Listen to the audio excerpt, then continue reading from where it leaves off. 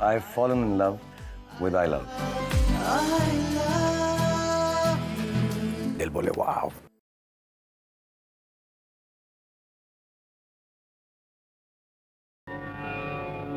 कर्मण्येवाधिकारस्ते मा फलेषु कदाचन मा कर्मफलहेतुर्भो मा ते सङ्गोऽस्तविकर्मणि.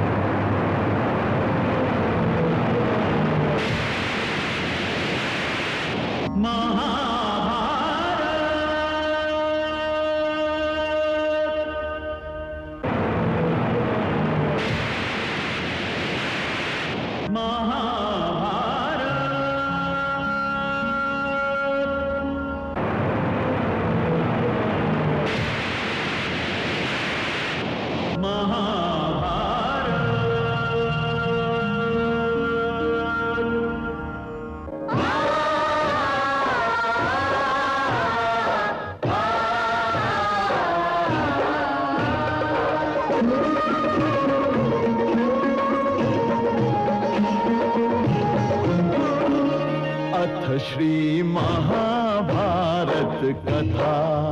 श्री महाभारत कथा. महाभारत कथा.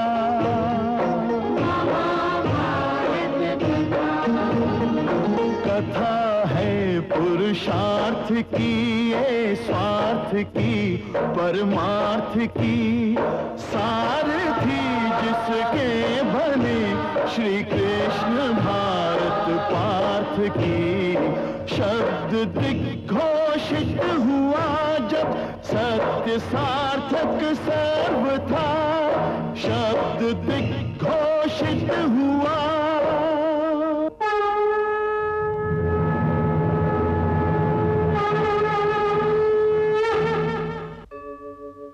यदा यदा हि धर्मस्य ग्लानिर्भवति भारत अभ्युत्थानम् अधर्मस्य तदात्मानं सृजाम्यहम् परित्राणाय साधूनां विनाशाय च दुष्कृतां धर्म संस्थापनार्थाय संभवामि युगे युगे.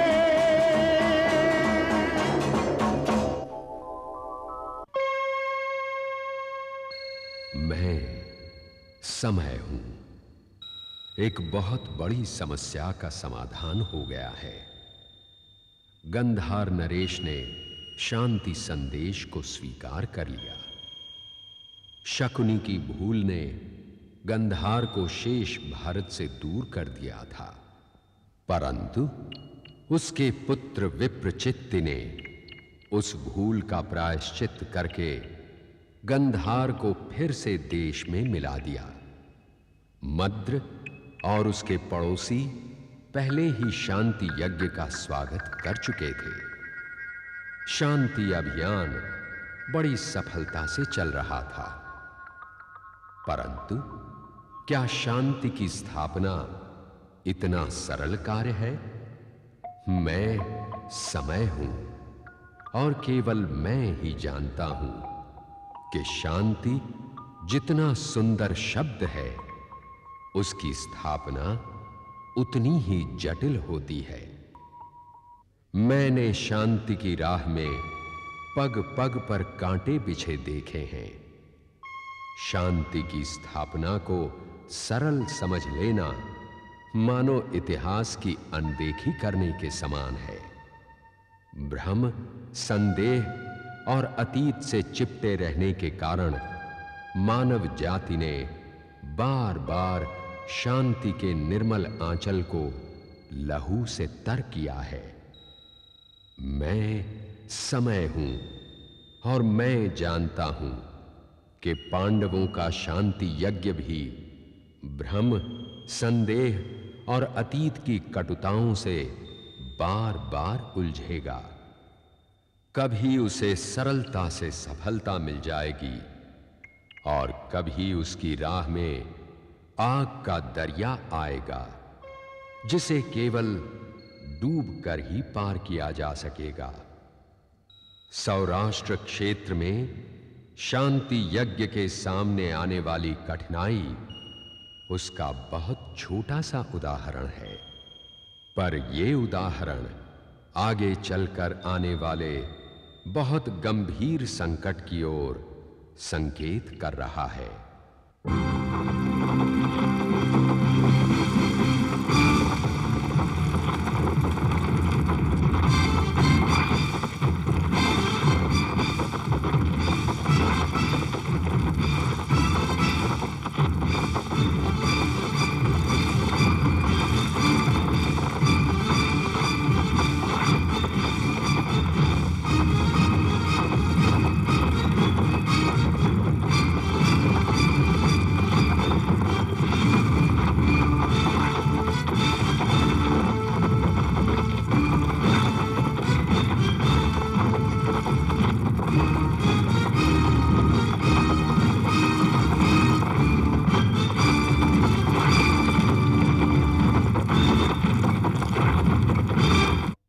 मैं सौराष्ट्र नरेश अपने राज्य में आप सबका स्वागत करता हूं।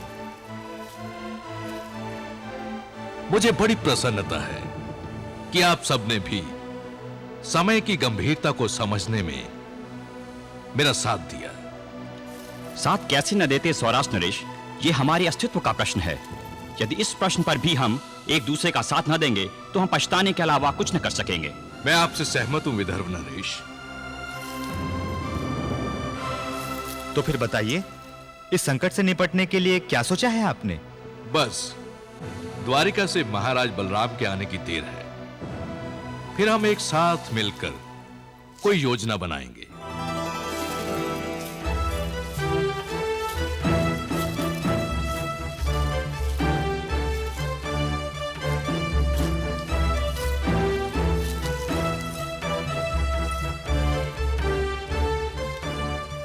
आप लोगों को प्रतीक्षा कराने के लिए मैं आपका क्षमा प्रार्थी हूं सज्जनों। कोई बात नहीं महाराज, आइए स्थान ग्रहण कीजिए।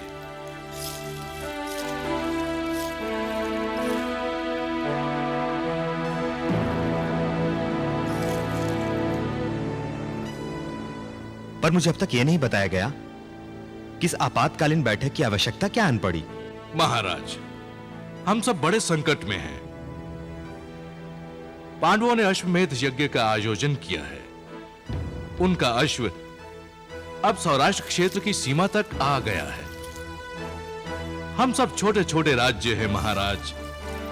हम अलग अलग तो क्या, मिलकर भी उनका सामना नहीं कर सकते।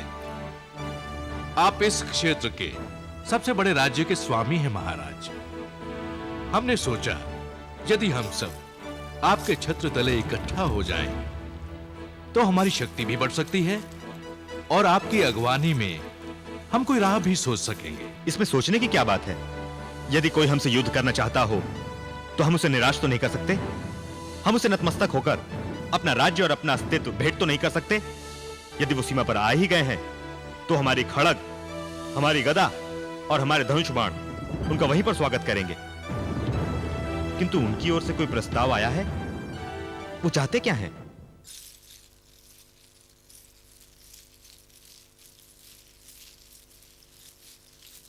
महाराज की जय हो। पांडु पुत्र युवराज भीम और अर्जुन आपसे मिलने की अनुमति चाहते हैं महाराज। उन्हें ले आओ।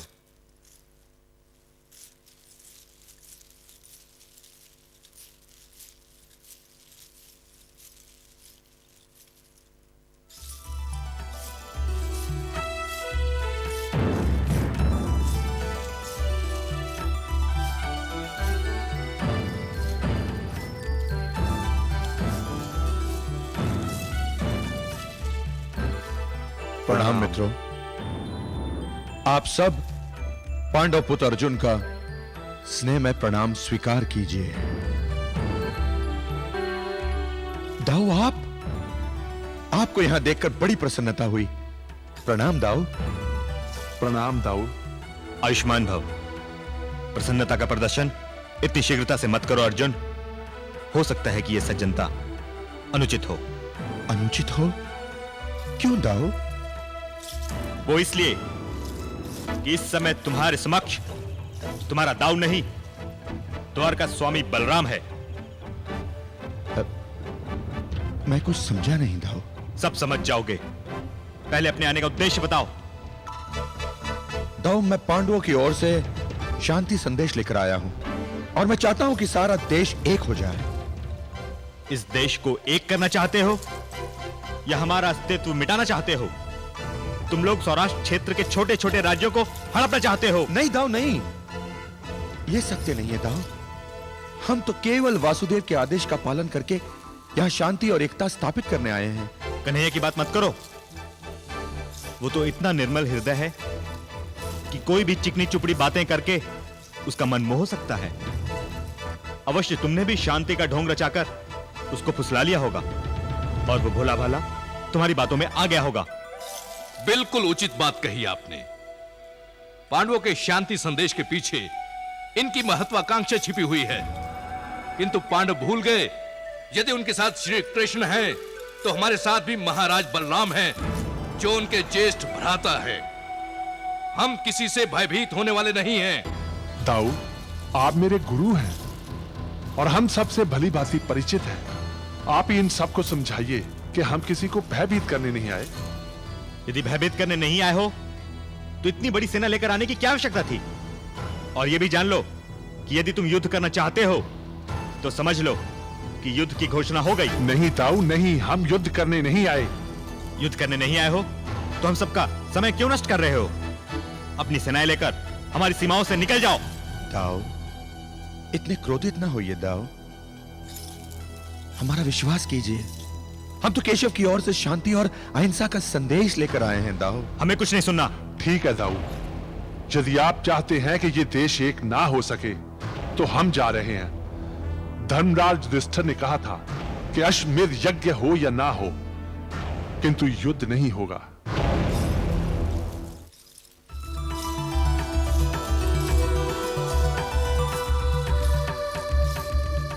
प्रणाम दाऊ। प्रणाम केशव। आ गए तुम? हाँ दाऊ, मैं तो द्वारका जा रहा था। जब सुना कि आप यहां हैं तो सोचा आपसे मिलकर आपके साथ ही द्वारका जाऊं। परंतु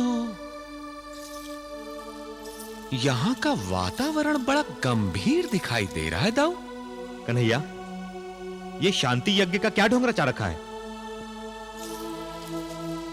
ढोंग? ढोंग आप किसे कह रहे हैं दाऊ? शांति को या यज्ञ को? यदि आप शांति को ढोंग समझते हैं तब तो मेरी आपके साथ पूरी सहानुभूति है दाऊ, किंतु यदि आप यज्ञ को ढोंग कह रहे हैं तब तो आप इस देश की परंपराओं की हंसी उड़ा रहे हैं दाऊ। तुम क्या समझते हो कि तुम्हारी लच्छेदार बातें सुनकर हम बहल जाएंगे? हम जानते हैं कि अश्वमेध यज्ञ क्या होता है। भले इस पर शांति का मुखौटा क्यों न लगा दिया जाए, किंतु सत्य तो यह है कि इस अश्वमेध यज्ञ द्वारा तुम इन छोटे छोटे नरेशों से उनके क्षेत्र छीन लेना चाहते हो। सत्य इसके बिल्कुल विपरीत है दाऊ। मैं तो इन छोटे छोटे क्षेत्रों को एक बड़ा क्षेत्र देना चाहता हूं, छोटे राज्यों को एक विशाल भारतवर्ष देना चाहता हूं। फिर वही लच्छेदार बातें। कन्हैया, बातें इस प्रकार करो कि जो समझ में आ जाए। दाऊ, जल किसी छोटी सी लुटिया में हो तो वो लुटिया का जल कहलाता है, परंतु उसे नदी के जल में मिला दिया जाए तो वही लुटिया का जल स्वयं नदी बन जाता है। ये छोटे छोटे राज्य अपनी छोटी छोटी शक्तियों से स्वयं अपनी भी रक्षा नहीं कर सकते। यदि ये सब मिलकर एक विशाल देश में बदल जाए तो एक महान शक्ति बन जाएंगे। छोटी छोटी बूंदें मिल जाए तो सागर बन जाता है और सागर तो महान होता है ना दाऊ। परंतु हमारे राज्य तो छिन जाएंगे। परंतु आपको एक विशाल भारतवर्ष भी तो मिल जाएगा।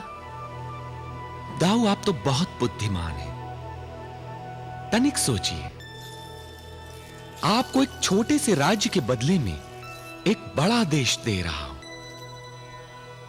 क्या यह सौदा महंगा है? आपका अस्तित्व भी बना रहेगा और आपकी स्वाधीनता भी। अंतर केवल इतना हो जाएगा कि आपका अस्तित्व विशाल और आपकी स्वाधीनता महान हो जाएगी। तुम्हारी बातें तो समझ में आती हैं कन्हैया, और मैं जानता हूं कि तुम बहुत चतुर हो। तुम्हारे एक एक शब्द में कई अर्थ होते हैं। परंतु शांति एक ऐसा शब्द है दाऊ, जिसका केवल एक ही अर्थ होता है, और मैं यही शब्द बार बार दोहरा रहा हूं, और चाहता हूं कि आप सब भी यही शब्द बार बार दोहराएं।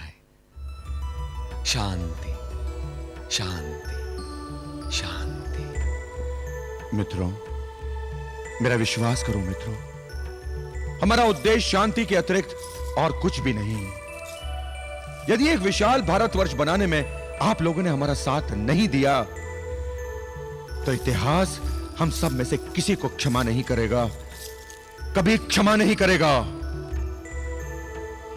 आज आप में से यहां कोई विदर्भ नरेश है, कोई सौराष्ट्र नरेश, तो कोई द्वारका नरेश। यदि ये देश एक हो जाए तो कल आप भारत नरेश कहलाएंगे। तुम में यही बुराई है कन्हैया।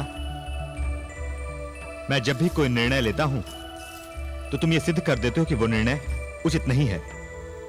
और आप में यही अच्छाई है दाऊ कि आप हर बार अपने छोटे भाई की बात मान लेते हैं।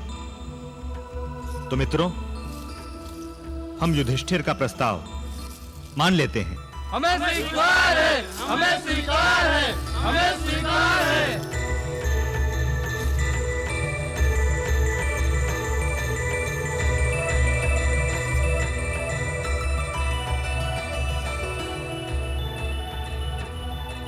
विजयी भव।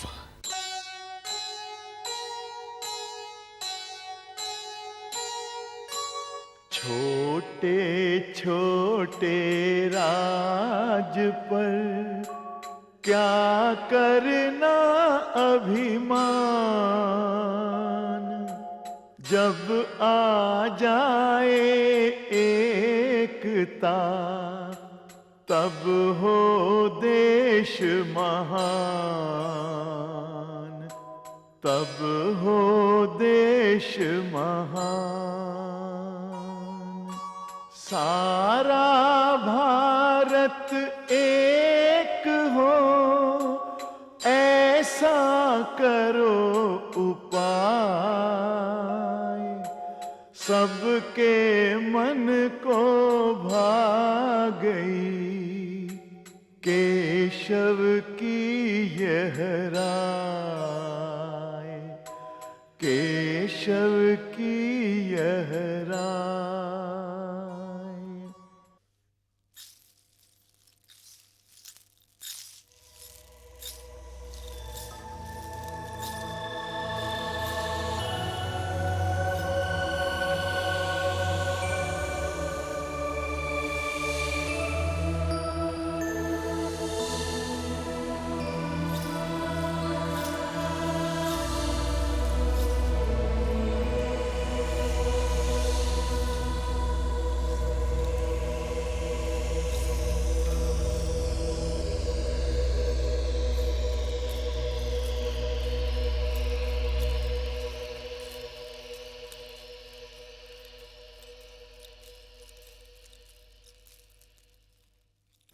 कौन?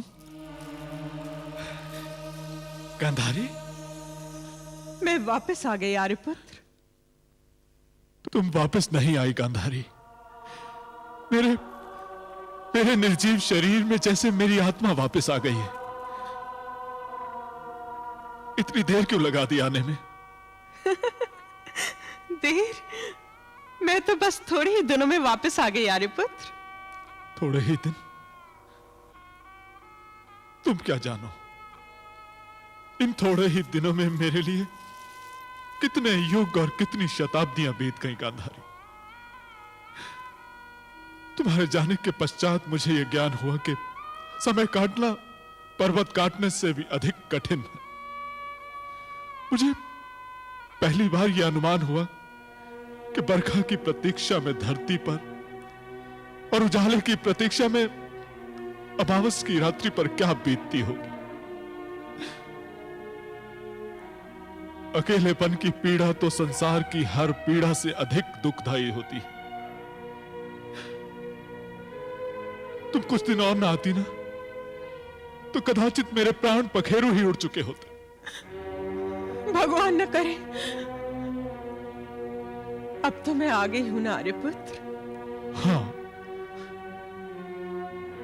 तुम नहीं थी तो मुझे पता चला कि तुम मेरे लिए क्या हो। तुम्हारा साथ मेरे लिए कितना आवश्यक है गांधारी। तुम्हारे बिना जीना तो क्या, मेरे लिए मरना भी कठिन है। गांधारी, मुझे क्षमा करना। क्षमा कर दो? किस बात के लिए क्षमा कर दूं आर्यपुत्र? इस बात के लिए कि मैं तुम्हें अब तक यह भी नहीं कह सका कि मैं तुम्हारे बिना नहीं जी सकता।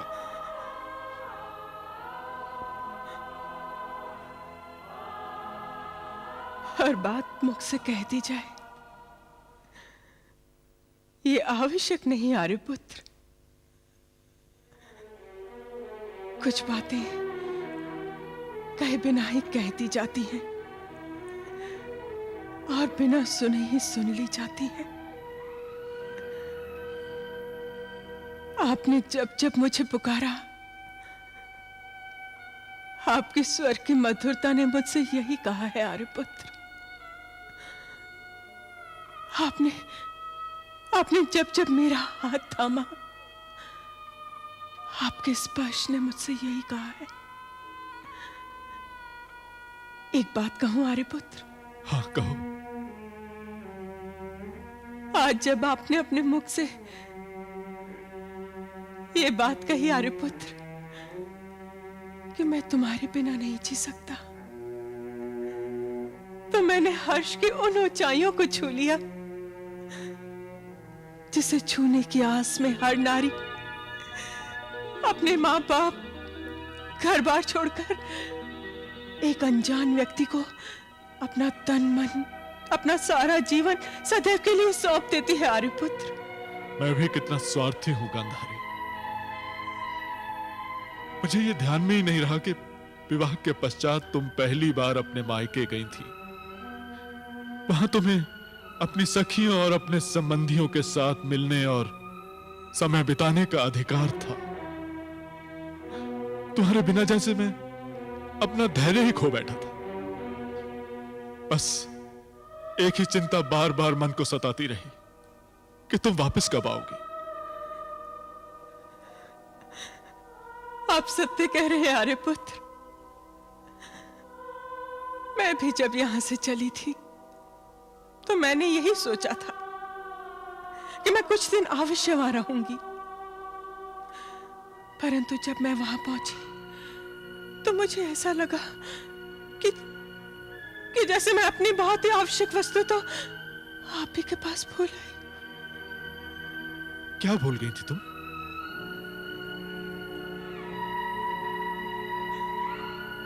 अपना मन।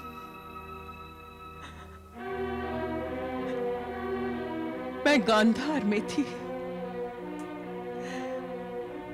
पर मेरा हृदय हस्तिनापुर में यही कहीं आपके आसपास छूट गया था।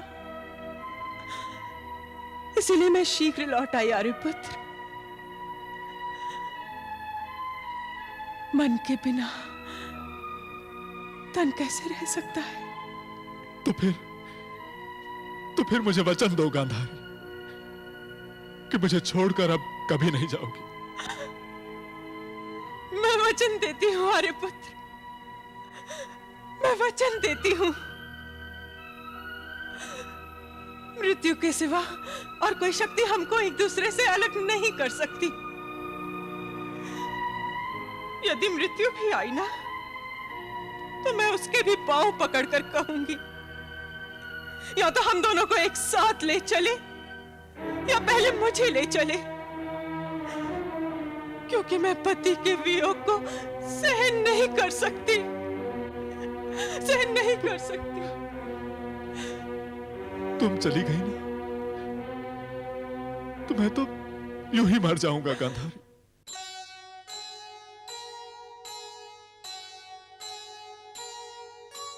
मानव का सौभाग्य है प्यार भरा संसार, सबसे पावन है यहाँ पति पत्नी का प्यार, पति पत्नी का प्यार।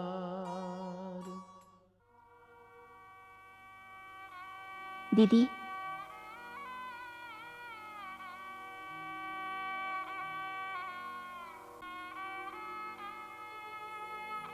प्रणाम करती हूँ दीदी। कुंती। पहले सोचा आप गांधार देश की यात्रा से थकी आई होंगी, फिर सोचा चल के मिल ही लूं। दीदी, मैं आपका आभार प्रकट करने आई हूं। आभार? कैसा आभार?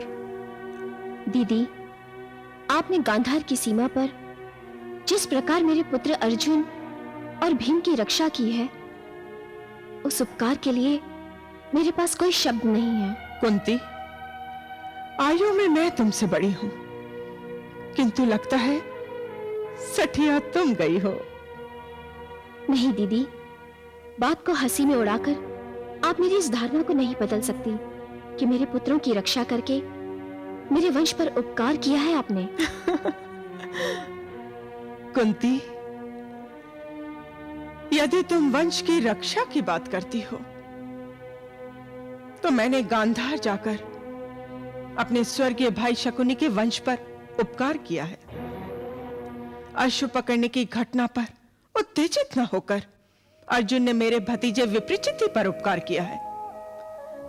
विप्रचिति ने पूरी राज्यसभा में भीम को बंदी बनाने का आदेश दिया। इस पर भी भीम ने शांत रहकर मेरी भाभी श्री पर उपकार किया है। ये आप क्या कह रही हैं दीदी? मैं सत्य कह रही हूं कुंती।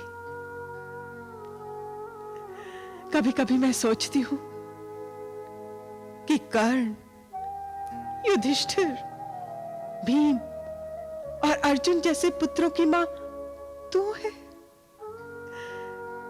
तेरी सरलता वंदन योग्य है, तेरी नम्रता सम्मान के योग्य है, किंतु कुंती, इस सरलता और नम्रता के आचरण में तू अपने पुत्रों से उनके वीर होने का श्रेय मत छीन। वो भीमसेन जिसमें 10,000 हाथियों का बल है, वो अकेला ही समस्त गांधार की सेनाओं को समाप्त कर सकता है। नहीं दीदी, अब आप नम्रता से काम ले रही हैं, वरना गांधार के वीरों की तो कीर्ति जग प्रसिद्ध है। हाँ, क्यों नहीं? एक थे ना वो महावीर गांधार नरेश, मेरे भ्राता शकुनी, जो मेरा सारा वंश ही तार गए। कुंती, अब और कुछ न कहना। बड़ी कठिनाई से मैं अपने अतीत की समाधि से बाहर निकल पाई हूं। अब मुझे वहां वापस मत भेज। नहीं दीदी, भूल से कोई ऐसी बात कह दी हो जो मुझे नहीं कहनी चाहिए थी, उसके लिए मुझे क्षमा कर दो। क्षमा कर दूंगी, पर मेरी एक बात मानेगी? कहो दीदी। पुत्र भीम और अर्जुन से कहना कि उन्होंने मेरे भतीजे विप्रचित्ति को प्राण दान दिए हैं। इसके लिए मेरा आभार स्वीकार करें। दीदी, बस बस कुंती, अब और कुछ न कहना, अब और कुछ न कहना।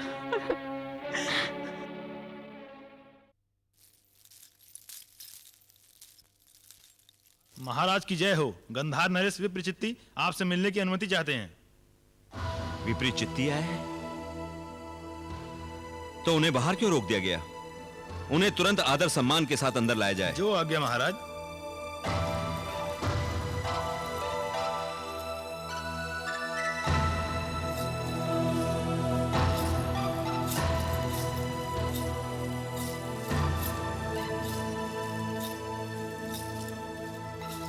हस्तिनापुर नरेश महाराज युधिष्ठिर को विप्रचित्ति का प्रणाम। ये क्या विप्रचित्ति? क्या हम तुम्हारे लिए केवल हस्तिनापुर नरेश हैं, तुम्हारे भ्राता नहीं? क्या तुम ये भूल गए हो कि हमारे पारिवारिक संबंध भी हैं? अवश्य है महाराज, किंतु मैं यह भी कैसे भूल सकता हूं कि यह पारिवारिक संबंध टूट चुके थे। विप्रचित्ति, यदि कोई संबंध किसी भूल से टूट जाए तो क्या फिर जुड़ नहीं सकता? अवश्य जुड़ सकते हैं महाराज, किंतु तब तक नहीं जब तक इसका प्रायश्चित ना हो जाए। संबंध तभी टूटते हैं जब मन पर मैल आ जाता है, और संबंध तभी जुड़ते हैं जब मन का मैल धुल जाता है, और मन का मैल केवल क्षमा के गंगा जल से ही धुल सकता है, और मैं यही करने आया हूं। हम कुछ समझे नहीं विप्रचित्ति। महाभारत के युद्ध में स्वर्गीय पिताश्री ने जो भूमिका निभाई थी, जब तक उसकी क्षमा याचना नहीं हो जाती तब तक मन का मैल नहीं धुल सकता महाराज। परंतु तुम क्षमा क्यों चाहते हो? तुमने तो कुछ नहीं किया था। तुम तो उस समय बहुत छोटे थे। तुम स्वर्गीय मामा श्री शकुनी के उत्तराधिकारी अवश्य हो, परंतु उनके द्वारा किए गए दुष्कर्मों के लिए स्वयं को दोषी मत ठहराओ विप्रचित्ति। मामा श्री शकुनी तो क्रोध की राह पर अहंकार का दीपक लिए प्रतिशोध की यात्रा कर रहे थे, और इस कहानी का अंत वही हुआ जो होना था। और सबसे अच्छी बात यह है कि इस कहानी का अंत अब सदा सदा के लिए हो चुका है। महाराज ठीक है विप्रचित्ति। यदि पिछली पीढ़ी की भूल की क्षमा नई पीढ़ी इस प्रकार मांगती रही तो वर्तमान की सारी गतिविधियां रुक जाएंगी, और हम अतीत की गतिविधि में उलझकर भविष्य की समस्याओं का निदान करना भूल जाएंगे।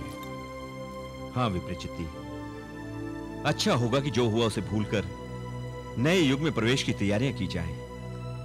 क्षमा याचना तो बीती हुई दुखद घटनाओं को दोहराने के समान है, और हम अतीत को दोहराने के स्थान पर भविष्य का स्वागत करना चाहते हैं। इसीलिए तो हमने शांति यज्ञ का आयोजन किया है।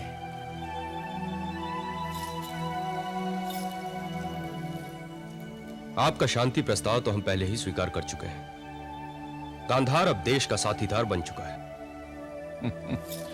बस तो फिर किसी कार्य की क्षमा याचना की अब कोई आवश्यकता नहीं। पुत्र, भूल की स्वीकृति ही भूल का सबसे बड़ा प्रायश्चित होता है।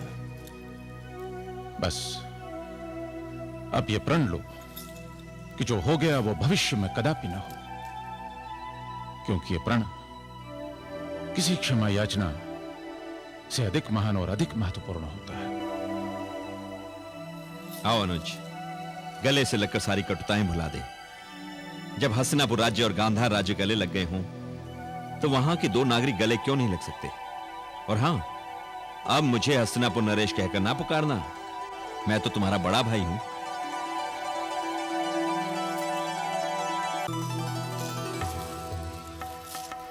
भीम और अर्जुन कहां हैं? और शांति अभियान का क्या समाचार है पुत्र? मद्र, गांधार और सारे पड़ोसी राज्य शांति अभियान को स्वीकार कर चुके हैं। भ्राता भीम और भ्राता अर्जुन अब सौराष्ट्र की ओर गए। सौराष्ट्र में तो उन्हें कोई कठिनाई नहीं होनी चाहिए। वो तो दाऊ का क्षेत्र है, और दाऊ अवश्य शांति अभियान का स्वागत करेंगे। बलराम तो एक मनमोहक व्यक्तित्व रखता है। उसके व्यक्तित्व की विशेषता तो यही है कि उसके स्वभाव का भोलापन सदैव उस पर छाया रहता है और उसका भीतरी पहलवान कभी भी दांव मारकर उस पर विजय प्राप्त करता है। सौराष्ट्र के पश्चात अश्वमेध अश्व पूर्व देश की ओर जाएगा, किंतु वहां जाने से पहले भ्राता भीम और भ्राता अर्जुन चाहते हैं कि भ्राता नकुल, भ्राता सहदेव, पुत्र वृषकेतु और पुत्र मेघवर्ण भी शांति अभियान में सम्मिलित हो जाएं। क्यों? वैसे उन्हें भेजने में कोई आपत्ति तो नहीं, किंतु सारे शक्तिशाली राज्य तो शांति अभियान स्वीकार कर ही चुके हैं। तो फिर अनुज भीम और अनुज अर्जुन को पूर्व देश में ऐसा कौन सा संकट दिखाई दे रहा है कि उन्हें शेष सबकी आवश्यकता आन पड़ी? क्या इन्हें लाने की बात भीम ने कही थी? जी नहीं, यह बात भ्राता अर्जुन ने कही थी।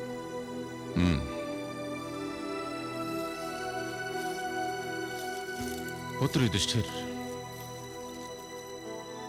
यदि अर्जुन ने कहा है तो इन्हें अवश्य भेज दिया जाए। अर्जुन परिस्थिति की गहराई में उतरे बिना कोई बात नहीं करता।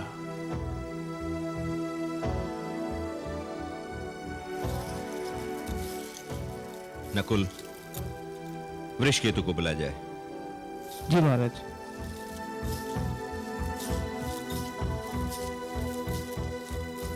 प्रणाम। आयुष्मान भव। मुझे आपके आने का समाचार मिल चुका था चाचा श्री विप्रचित्ति। आयुष्मान भव। वृषकेतु, मेघवर्ण कहां है? वो कब कहां होगा ये कोई नहीं जानता। ये तो तुमने ठीक कहा। मैं तो कब से यहीं खड़ा था। दादाश्री, आप सब लोग मेरा प्रणाम स्वीकार कीजिए। चिरंजीवी भव। आयुष्मान भव। मैंने सारी बातें सुन ली हैं। मुझे तो दुख ही इस बात का था कि दादाश्री मुझे अपने साथ नहीं ले गए। मैं तो उनके साथ सम्मिलित होने के लिए व्याकुल था।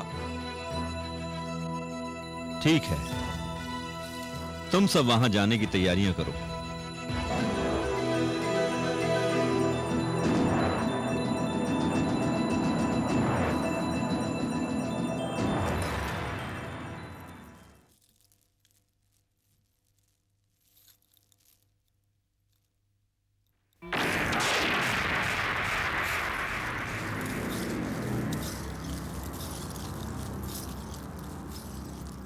कहां जा रहे हो अनुज?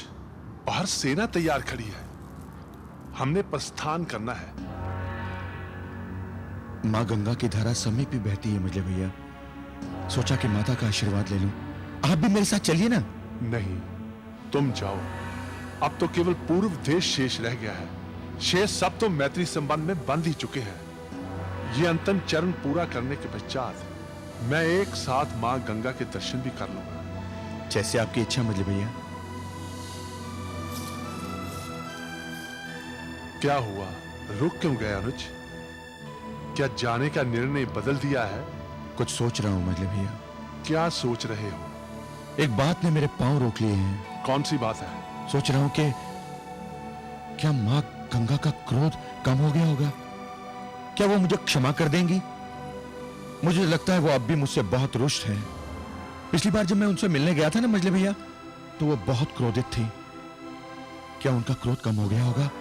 क्या वो मुझे क्षमा कर देंगी मजले भैया? अवश्य क्षमा कर देगी अनुज। क्रोध उनका स्वभाव नहीं है। नहीं मजले भैया, गंगा माता तो मुझे पितामह का हत्यारा समझती हैं। वो ये नहीं जानती हैं कि मैंने जो कुछ भी किया पितामह की इच्छा से किया, उनके आदेश से किया, और उनका तो आशीर्वाद था ना मेरे साथ मजले भैया। हो सकता है कि समय बीतने के साथ साथ वो भी जान गई हो कि ये भी सब नीति का खेल था। मुझे आशा है कि उनका क्रोध शांत हो गया होगा।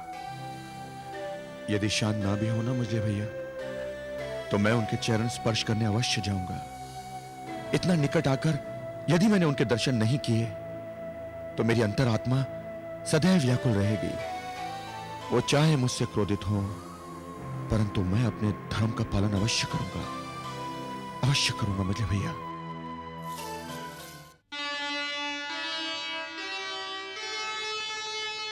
गंगा की महिमा बड़ी,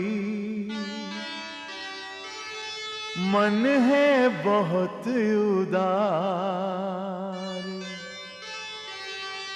जो भी जाए शरण में उसका बेड़ा पार।